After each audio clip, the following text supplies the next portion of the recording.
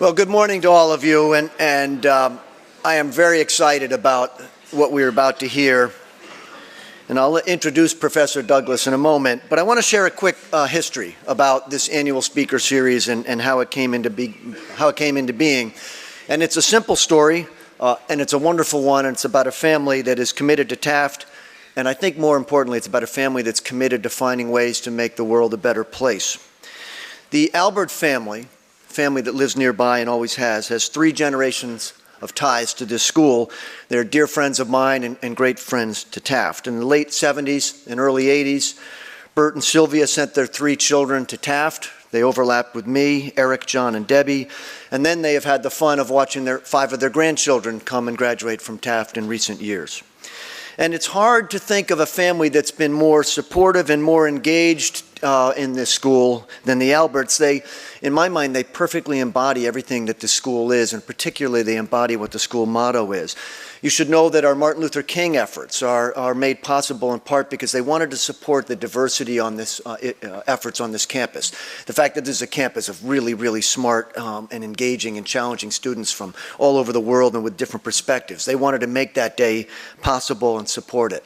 Our partnership in Waterbury, where the Alberts are really civic leaders, I think extraordinarily important to that city, and our Global Leadership Institute, which we are partnered with Waterbury on, that would not have happened without their commitment, without their energy, without their relationships to municipal leaders there.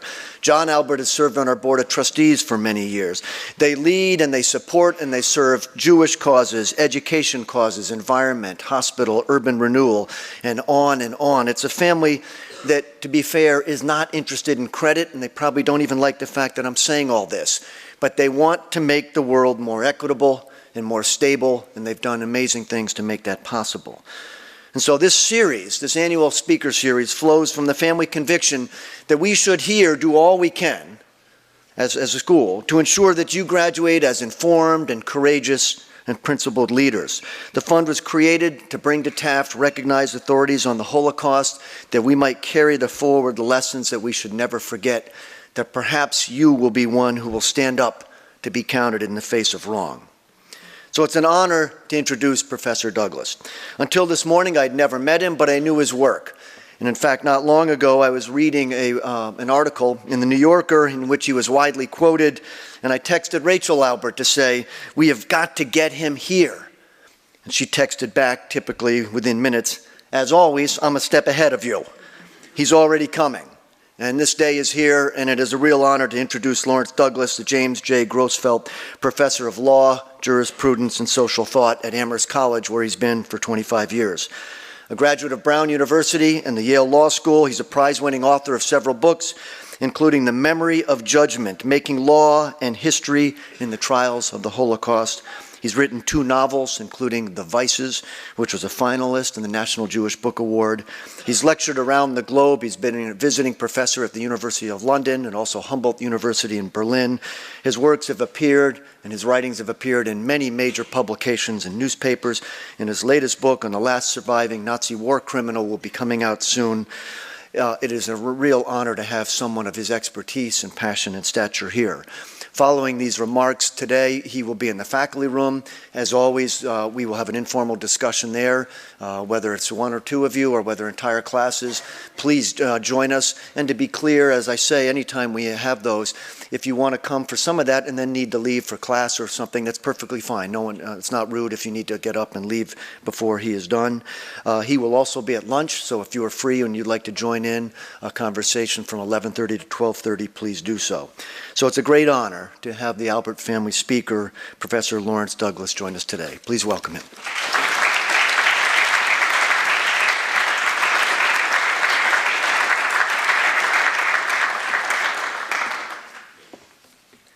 First of all, I'd like to say thanks for the incredibly generous introduction. I'd like to thank the Albert family for the incredibly kind invitation to come speak to you today. I should also mention that my son, who is a day student at Northfield Mount Hermon, I think ran against some of you guys, if you're on the track team, yesterday at Choate. And I think he scorched some of the members of the Taft team. For those of you who might have been, who kind of religiously read the New York Times, you might know that 10 days from now, on April 20th, a guy named Oskar Grönig, who's a 93-year-old retiree in Germany, he's about to go on trial for having assisted in the murder of 300,000 Jews during the Holocaust. Now, many of you might be surprised to learn that people are still being tried for Holocaust-era crimes. I mean, after all, World War II ended in 1945, so 70 years ago. And you might ask yourself, why are we still trying very old men for crimes 70 years old? And I suppose I want to try to answer that question this morning by telling you about another relatively recent Holocaust trial involving a man named Ivan Demjanjuk, a picture of whom we see over here on the left, at least my left. You see it straight in front of you. Ivan Demjanjuk had a very long and involved legal odyssey. And it began a long time ago, going all the way back to 1975. And this is when American officials first received sketchy word about the alleged wartime activities of this guy who is now working in a Ford plant in a quiet suburb of Cleveland. And Demjanjuk, he had been born in the Ukraine in 1920. As many of you no doubt know, at the time the Ukraine was part of the Soviet Union. And in fact, he had fought in the Soviet Red Army against the Germans. And you, of course, recall that during the Second World War, we were allied with the Soviet Union. The Soviets were fighting against the Nazis. And while he was fighting with the Soviet Red Army against the Nazis, he was taken prisoner of war by the Germans in the spring of 1942. Now, the Nazis considered Ukrainian POWs, as opposed to the larger number of Russian POWs, they considered Ukrainian POWs dependably anti-Semitic. And so Demjanjuk, along with many other Ukrainian POWs, he was plucked out of his prisoner of war camp, and he was sent to a very different kind of camp called Triniki. This is just a little picture of the Triniki camp. And what Triniki was a Nazi facility that was created to train East European collaborators to serve as death camp guards and generally to assist the Nazis in the killing of Jews. After the war, so we jump forward a bit, in 1952, Demjanjuk, who had been a displaced person in Germany for a few years after the war, he entered the United States. He settled in the Cleveland area. As I mentioned, he went to work for Ford, and he became a naturalized United States citizen in 1958, and he lived a relatively unruffled middle-class life until the mid-70s. And that's when American prosecutors came to identify Demjanjuk as a former guard at the Treblinka death camp. And this death camp was, again, it's a Nazi facility that was created for one purpose and really one purpose only, and that was to kill Jews. And it wasn't the case that Demjanjuk was believed to be just any guard. He was identified as having been a guard whose legendary cruelty and sadism had earned him the nickname Ivan the Terrible. And in the most highly publicized denaturalization case in American history, Demjanjuk was stripped of his citizenship, and he was sent to Israel, where he was tried as this notorious guard of Treblinka called Ivan the Terrible. And in 1988, a court in Jerusalem, relying very heavily on survivor testimony, it convicted Demjanjuk and it sentenced him to death. And for the next 5 years, he idled in an Israeli prison while his normal appellate process ran its course. And in 1993, the Israeli Supreme Court tossed out his conviction. And they tossed out his conviction because newly gathered evidence from the then crumbling Soviet Union made it clear that the Israelis got the wrong Ivan. Ivan the Terrible turned out not to be Ivan Demjanjuk, but an entirely different Ukrainian named Ivan Marchenko. And the guy, the taller guy, this one, that is one of the few existing photographs of Ivan Marchenko. And if you go back and look at that first image of Demjanjuk that I showed you and you compare it to images of Marchenko, you'll see that there was a small but not entirely negligible resemblance between Demjanjuk and this nasty guy Marchenko. After his acquittal, Demjanjuk returned to the United States, and this at least ended Israel's role in probably one of the most famous cases of mistaken identity in the annals of legal history. But it didn't spell the end of Demjanjuk's legal troubles. Now, he resettled in suburban Cleveland. He got his American citizenship back.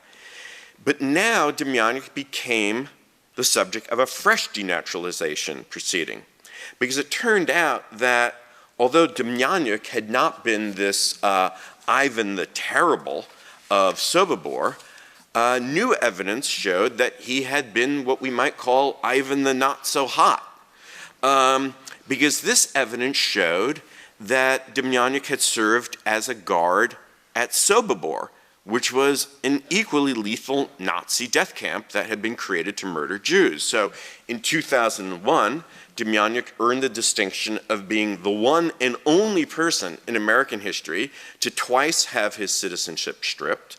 After this happened, American prosecutors, they couldn't find any country to deport him to. This went on for a number of years. And then finally, on May 12th, 2009, Demjanjuk was flown to Germany.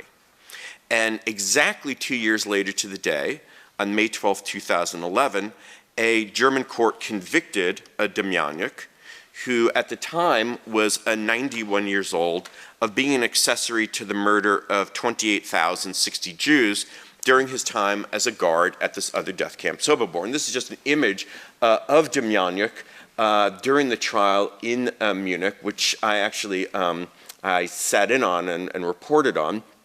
And you can kind of see a kind of characteristically defiant expression that he had throughout the trial, kind of hiding him, shielding himself behind dark glasses and having a pretty implacable expression.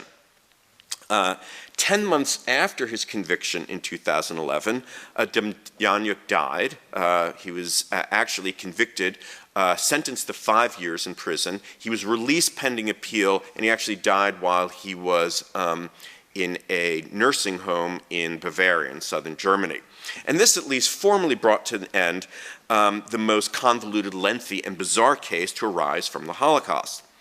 Yet for all its strange twists and turns, the Demjanjuk case also, I think, provides us a really nice vehicle for studying the way three entirely distinct domestic national legal systems, the American system, the Israeli system, and the German system, how they all responded to the crimes of the Holocaust. And in the time that remains this morning, what I want to do is I want to focus on the German response. And by focusing on the German response, I want to try to show you what I think was important and distinctive about his conviction in Germany in 2011.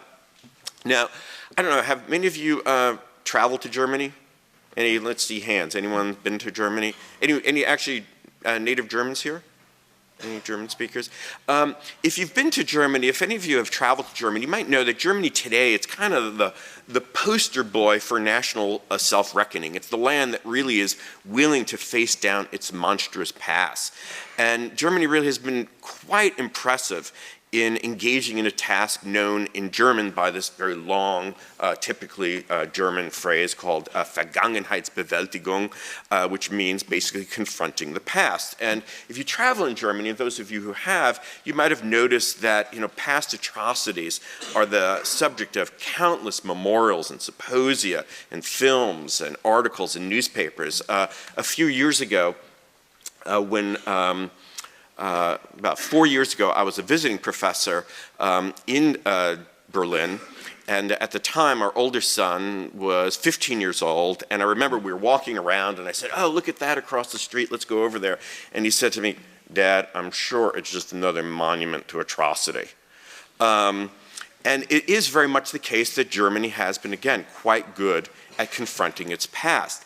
But when it came to bringing Nazi perpetrators to justice, the German legal system really amassed what I think we can describe as a pretty thin and pretty pitiful record. And this goes back, I mean, I'll give you just an example. If you go all the way back to something like 1948, at the time in 1948, German courts were still under the watchful eye of Allied occupiers, so they didn't have full independence. And at this time, in 1948, they handed down 1,800 convictions in 1 year for Nazi-era crimes, which is a pretty impressive number, 1,800. If you compare that to, let's say, 1955, a few years later, when German courts were no longer under Allied occupation, when they now were fully independent, that number had dropped from 1,800 a year to 21. And I don't think we should be entirely surprised by that record of disappointment, for the simple fact is that post-war Germany was full of former Nazis. But nonetheless, the opposition to trying Nazis manifested itself often not directly in this kind of open partisan way of like, we don't want to try these people, but it actually manifested itself through these kind of elaborate and opaque legal arguments. For example, Germany insisted that post-war prosecutors in Germany could not try Nazis for genocide. Now, as many of you no doubt know, genocide actually was a term that was coined by a Polish Jewish advisor to the US War Department in 1944 to describe what was happening to Jews in occupied lands occupied by the Germans. And genocide, it kind of wedded these two words together, one Greek, genos for group, and the other side Latin for to kill, and it really means to kill a group qua group, and it became recognized as a crime by the United Nations in 1948. But because genocide was recognized as a crime only after the war in 1948, German lawyers concluded that it would be unfair to convict Nazis for conduct that did not constitute a recognized crime at the time that these people committed their atrocities. So, this raised a really difficult question for German prosecutors. If you can't charge these Nazi perpetrators for genocide, what could you charge them for in post-war Germany if you want to prosecute them? Now, theoretically speaking, German post-war lawyers might have concluded that even the worst Nazi atrocities violated no law that was in place at the time that the acts were committed. But that result would have been, to use a technical legal term, that result would have been crazy. And it would have been crazy because it would have meant that no one responsible for arguably the worst atrocities in human history could have been prosecuted in post-war Germany for anything. Because however awful their actions might have been, they didn't constitute crimes under law that was operative at the time that they were engaged in. So, German prosecutors found a way out of this problem, and they concluded they weren't powerless, because after all, the ordinary notion of murder obviously had still been a crime on the books in Nazi Germany, and persons had obviously been tried and convicted of murder during the Third Reich. So German lawyers reasoned that this statute could be used for post-war trials. And the thinking on one level was straightforward, just try them as ordinary murderers, but it actually wasn't that straightforward, because the problem was, and a leading German law professor pointed this out, he argued, and this is just a quotation, in the Third Reich, the will of Hitler was recognized as a source of law. Now, if you accept that notion, then it seems strange to claim that in ordering or approving acts of extermination, Hitler made himself a criminal under German law, because he was the source of German law. So it's hard to argue that the source of law was actually in violation of the law itself. But in any case, German prosecutors basically kind of ignored that, what we might say is kind of a conceptual jurisprudential problem, and they nevertheless settled on the approach of trying former Nazis as basically ordinary murderers. This meant, of course, that acts of extermination would be treated really as no different than acts of ordinary killing, except perhaps in their scope and the number. But this actually created fresh difficulties for prosecutors. Because under German law, and actually American law is quite similar to this, murder charges could only be brought when prosecutors had concrete evidence that the accused had engaged in a specific hands-on act of murder. You had to show the person actually did the act that he was accused of. But in the case of death camp guards, this evidence was almost impossible to acquire. Why? Well, because by definition, all the victims were dead. So as a result, almost all death camp guards who served during the war simply escaped prosecution entirely in post-war Germany. And this is where we return back to our Demjanjuk case, because the Demjanjuk case took a long time for German prosecutors to get there, but the Demjanjuk case marked a historic break with this type of case law. The prosecution in the Demjanjuk case faced precisely the problem that had disabled these earlier cases, that is, they had no evidence whatsoever about what Demjanjuk had, that they had no evidence whatsoever that Demjanjuk had killed with his own hand. In fact, they really had no evidence whatsoever about his specific idiosyncratic behavior or conduct as a death camp guard. But the prosecution got around what in the past had been this impossible obstacle to prosecution by developing a pretty brilliant theory. And this theory was simple and specifically tailored to the realities of a death camp. And it was as logical, it was kind of as irresistible as a logical proof. And I just want to show you very briefly, this is just a model of the Sobibór camp where a Demjanjuk served. And I'll kind of want you to think about this model for a second, because more than anything else, the model should impress upon you that Sobibór was small, and that's actually quite critical. Here's the actual argument that the theory of the prosecution, this is the theory of the prosecution's case. So you see, basically at two premises, all Sobibór guards participated in the killing process. Second premise, Demjanjuk was a Sobibór guard. Therefore, Demjanjuk participated in the killing process. And the reasoning was deductive. So even in the absence of evidence that Demjanjuk had killed personally, that any evidence, despite the evidence that they weren't able to show that he had engaged in any hands-on killing himself, the prosecution argued that it had to be the case that he aided and abetted murder simply by virtue of the fact that he had been a guard.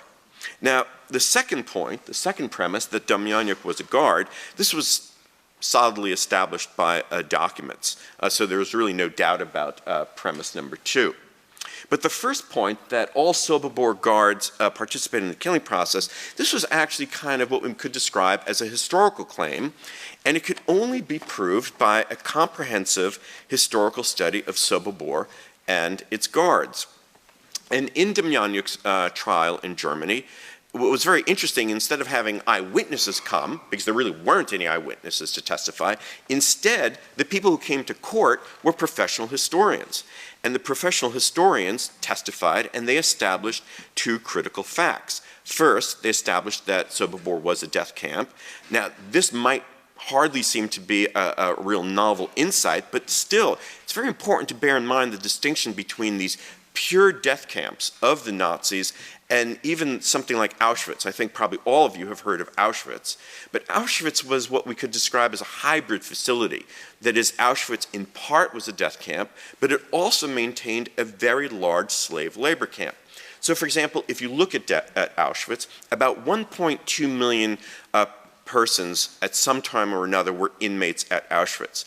Of that 1.2 million persons who were at Auschwitz, about 100,000 survived. Now, if you think about Auschwitz as a disease, That's an incredibly lethal disease. That's a disease with over a 90% fatality rate. So it's still a very, very, very nasty place with only 100,000 survivors. If you compare that to Sobibór, and the other pure death camps, this was Sobibór, Treblinka, and a third camp named Belzec. There you have about 1.5 million, almost exclusively Jews, were sent to these pure death camps. Of the 1.5 million Jews who were sent to these pure death camps, you have 125 survivors. So I think that really kind of drove home the difference between a hybrid facility like Auschwitz and these pure death camps like Sobibór. As a second matter, these historians who testified at this trial, they attested that all the guards at Sobibór were generalists. And by this I mean that Sobibór, as you saw, was a small camp. That is, the entire supervisory force at the camp consisted of about 20 or so SS men and about 100 to about 120 of these auxiliary guards like Demjanjuk, and that was it. And they oversaw the process of mass murder in gas chambers. And what these historians testified was that when the transport of Jews arrived to be gassed, the entire guard force was mobilized. That is, some of the guards would have continued to man guard towers, while others were dispatched to the trains to manage the well-rehearsed process of destruction. Now, this point that the guards were generalists was actually quite crucial. For at first, the defense had tried to argue that some of the guards, like Demjanjuk, were just cooks. That is, they were cooking for all the other guards. And if the prosecution had not been able to establish that all the guards participated in the killing process, then that first premise of theirs would have been would have been weakened, because they could have no longer asserted with confidence that all Sobibór guards by necessity participated in the killing process. So, by establishing that Sobibór was, one, a killing machine, and two, that all the guards participated in the machine's killing operation, Demjanjuk's guilt followed in lockstep. All Sobibór guards served as accessories to murder, the prosecution argued, because that was their job. Now, this did not end the case. There was another crucial question that the prosecution had to answer.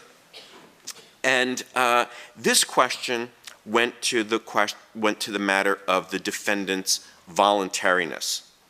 For decades, German courts had been exceptionally receptive to a legal defense called necessity. And again, if some of you have watched a lot of legal shows on television, you might be familiar with this necessity defense. The necessity defense basically is the idea that the defendant admits that he engaged in the bad acts, but he argues that he's not legally responsible for the acts that he did because he was forced to do so. That is, he himself faced death or maybe a great bodily harm if he refused.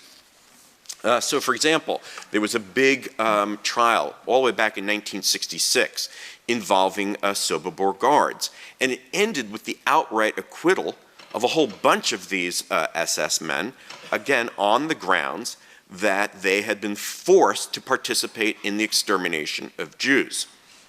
But here again, it was very interesting that the court relied almost exclusively on the testimony of survivors to rebut that claim. And an extraordinary research effort was dedicated to exploring precisely this question of force and voluntariness. And the results were really shocking. They're really quite astonishing. Historians failed to uncover so much as a single instance in which a Nazi officer had been executed or even severely punished for opting out of genocide. And I really want to impress that on you. That's a really quite extraordinary finding. They were able to find no cases of severe punishment for opting out of genocide. Zero. Zilch. None. And it seems fair to say that opting out probably wouldn't have been a swift career move. Probably anyone who opted out, and there certainly were people who opted out. It's not as if the historians weren't able to find cases in which people did opt out. I think it's fair to say that one risked being ostracized from the group. You risk being branded a wimp or a Jew lover. You risk being transferred from a relatively cozy position as a guard to a position on the front. But none of this obviously would have been pleasant. But as one commentator observed, humiliation, damage to one's reputation, or unpleasant treatment by superiors is not the same as saying one was forced to participate in mass murder. So as historians came to better understand these Nazi culture and practices, German courts came to reject this necessity defense for former Nazis. But this material still did not necessarily address the specific case of Demjanjuk. Because recall what we've said at the beginning, Demjanjuk was a Ukrainian who had been taken as a POW by the Germans and then kind of impressed to train with the SS. And Demjanjuk's defense lawyer actually made a huge deal of this. He argued very passionately that Demjanjuk himself was a victim like the Jews, that he had been forced into collaborating with the Nazis. But here again, the prosecution relied on professional historians to destroy the argument. They pointed out that guards like Demjanjuk had worn uniforms, and much more to the point, they had been issued weapons. They were paid. They received regular days off during which they enjoyed ready access to tobacco and vodka. They even drew paid home leave. So no one could seriously argue, like the defense lawyer tried to do, that Demjanjuk, who was armed, and actually the Ukrainian guard force at Sobibór, as we recall, there were about 100 to 120 against 20 SS men, so they outnumbered the SS by about 5 to 1. No one could seriously argue that these guards were themselves simply glorified prisoners. To the contrary, these guards were valued and rewarded assistance in genocide. Which is not to say the guards always rewarded the trust that was placed in them. Apparently, many of them suffered from a wide range of disciplinary problems. There were a lot of cases that historians were able to show of corruption, of sleeping on the job, of theft, of plundering. But most of all, these Ukrainian guards, they deserted.